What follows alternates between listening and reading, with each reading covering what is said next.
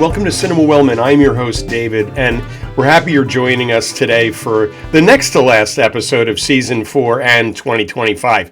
We have one more episode slated to air on Amateur Night next week, which will recap our best and worst movies of the fourth quarter of 2025. But before we do that, just a quick episode to thank some people and air some grievances. Today is Festivus, after all, and happy Festivus to those of our viewers who celebrate it. Before we get to those grievances, we'd like to thank some people who continue to support Cinema Wellman in every possible way. The staff here at Cinema Wellman. Thank you to set designer and wardrobe mistress Dakota, whose usual note about an episode is that one of the shirts that she designed for me is a crooked logo. Thank you to engineer Lucas, who was instrumental in the construction of the new set, which you can't see, but I certainly can, and it makes me smile every single day that I'm here. A new table now, which is huge, with 3 monitors, and a new booth for Chet. No way I could have done that, any of that, without the help of Lucas. And since I just mentioned him, thank you also to you, Chet, who's been my sound guy since the very beginning. It's great having you here all the time. Thank you to Hannah, my producer, who continues to coach me in the proper way to phrase things when I'm having trouble, which is often, and is also a great font of constructive feedback whenever I need it. Thank you to Quinn in my IT department. You've heard me say this before, and I'll say it again. This show literally would not exist without Quinn. I would have given up long ago if it wasn't for his patience and his continued efforts. He realizes how happy it makes me when all of this works. So I really appreciate him and appreciate that whole thing. Thank you to my sister, Vanessa, who's not on staff yet. But I love that she enjoys posting comments on the YouTube channel, even though she could just as easily text me, and that always makes me smile. Thank you, Vanessa. And thank you to everyone who watches these shenanigans. I know how much content there is out there, and I'm flattered you would set aside some of your free time to listen to me ramble on about movies, which is what I usually do. I love hearing from people who watched and enjoyed a movie they heard about here in Cinema Wellman, which is kind of why I started this whole thing in the first place. So a huge thank you to all of my family and friends for supporting me with this project over the past 4 years. I certainly couldn't have done this alone.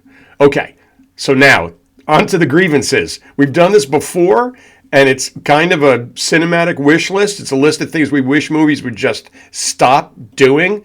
On our Cinematic Wish List Hall of Fame, of course, is the carrying of the obviously empty coffee cups, which continues to infuriate me, and it will make this list every year until I can go an entire year without seeing it. And good luck with that. And listen, I heard why. I understand why they don't do it. The liquid, it's gonna get on equipment. Something's gonna spill on the actor. Then they have to wait. Then figure out a way to wait it that it's not liquid in there. People, get on that. Hall of Fame for the gripes. Some new gripes this year were sent in, and we wanted to share them with you. The first letter, as a fake prop here, I learned that from talk show hosts of the past. The first letter here, as I look at a blank thing, is from Janie, who has a problem with the wiping away of tears that aren't there. If your character is supposed to be crying, and you can cry real tears, and you wipe them away, fine. That's fine. But if you can't make a tear and are showing tearless emotion, don't wipe. There's nothing there to wipe. She adds, I would argue that it's actually more powerful when the actors cry and they don't touch the tears, because I think that's definitely more realistic. In real life, when you're crying, you're overwhelmed about something. You're not thinking about wiping your face. And I'm with you, Janie. Don't waste a wipe if there's nothing to wipe. That's good advice in life. Next, we have a letter from Jedediah, who watches a lot of Westerns. Is that because of his name? Is anyone named Jedediah? Anyone? In any event, Jed wrote about what he calls the shaving cream conundrum. He writes, why is it that Western movies always insist on having barbershop scenes where a character is getting a shave right as something happens in town? The commotion prevents the barber from finishing the shave.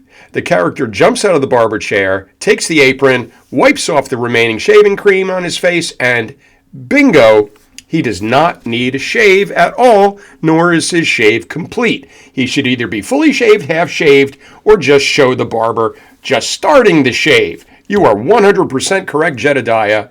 And our second complaint about wiping something from faces in movies. Our third letter comes from Chet. And wait, Chet? You wrote in? Why didn't you just text me or tell me what to include? Okay, you needed to be official. I get it, my Chet. So Chet wants to know why movies continue to cast actors and then name their character the same name. Unless it's a film with actors playing real people, you can't help that. Why on earth would they cast someone named Tori and have them play a character named Tori? Adult movies do that, or so I'm told. Chet is right, and this also has annoyed me in the past, especially when the character's name has zero to do with anything and could have been pretty much any name out of the baby book except the name of the person playing them. Our final viewer letter before I chime in is from Rebethana. And it's something she admits may be a holiday-specific movie gripe, but I'm looking at you, Hallmark. Here goes. Rebethana is upset about the high-powered executive / successful woman giving up everything to live with some dude in the middle of nowhere. She had particular beef with the Chad Michael Murray holiday vehicle, The Merry Gentleman. And I can commiserate since I saw that. Yes, Ashley makes the wrong decision in that film. I don't care what Chad Michael Murray's abs look like. And it wouldn't be a true Festivus without me griping about something. And this year, I just want to ask a simple question regarding something I see constantly. And I'd like you to pay attention to it while watching movies in 2026. And drop me a comment when you come across it, if you do.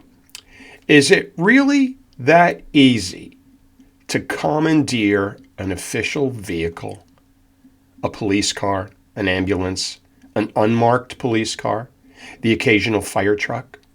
People in movies get into them all the time and just drive away. You can't tell me that it's common procedure to leave all keys in all vehicles with all doors unlocked when at the scene of an incident.